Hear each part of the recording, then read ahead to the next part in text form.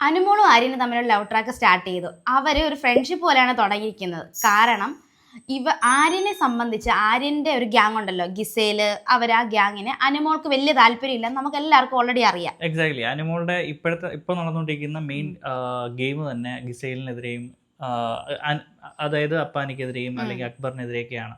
So അതില് actually Aryan പാർട്ടാണ്. ആര്യൻ അവരുടെ കൂടെയാണ് ആര്യൻ കൂടുതൽ സമയം ചെലവഴിക്കുന്നത്.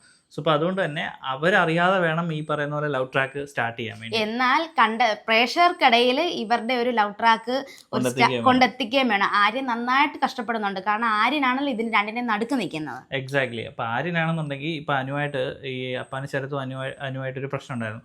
അതിൻ്റെ ഇടയ്ക്ക് ആര്യൻ ഊന്നൊന്നും പറയുകയാണ്, നീ എൻ്റെ ഫ്രണ്ടാണ് പക്ഷെ നീ ചെയ്തത് തെറ്റാണ്, നീ എൻ്റെ ഫ്രണ്ടാണ് പക്ഷെ നീ പറഞ്ഞത് തെറ്റാണെന്നുള്ള രീതിയിൽ. ദാറ്റ് മീൻസ് അനുമോള് ഈ പറയുന്ന പോലെ ആര്യനുമായിട്ട് ഉടക്കുകയും ചെയ്തത്, പക്ഷേ ആര്യൻ അവിടെ അവരുടെ ടീമിൻ്റെ കൂടെ നിൽക്കുവാണെന്ന് കാണിക്കുകയും വേണം.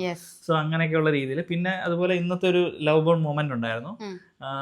അതായത് ആര്യനെ ചെന്ന് വിളിച്ചിട്ട് നീ നല്ല ഒരു പക്വതയായിട്ടുള്ള ഒരു ക്യാപ്റ്റനൊക്കെ ആയിരിക്കണം എന്നുള്ള രീതിയിൽ കുറെ, പിന്നെ തലയിൽ ഒരു തോപ്പിയൊക്കെ കൊടുത്തിട്ട് നീ ബാക്കിയുള്ളവരുടെ കൂടെ ഒക്കെ പോവുക, എന്നിട്ട് അവന് കുറെ കോച്ചിങ് കൊടുക്കാൻ ശ്രമിക്കുന്നുണ്ട്. ആ കോച്ചിങ് കൊടുക്കുമ്പോഴെല്ലാം അനുവിന്റെ ആ ഒരു നോട്ടവും കാര്യങ്ങളും എല്ലാം ഒരു ഡിഫറെന്റ് രീതിയിലാണ്.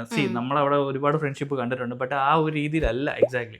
അപ്പൊ അതുകൊണ്ട് തന്നെയാണ് നമ്മളത് കൺഫേം ചെയ്തത് അനു ലവ് ട്രാക്ക് അല്ലെങ്കിൽ ആര്യൻ ലവ് ട്രാക്ക് സ്റ്റാർട്ട് ചെയ്തിട്ടുണ്ട്.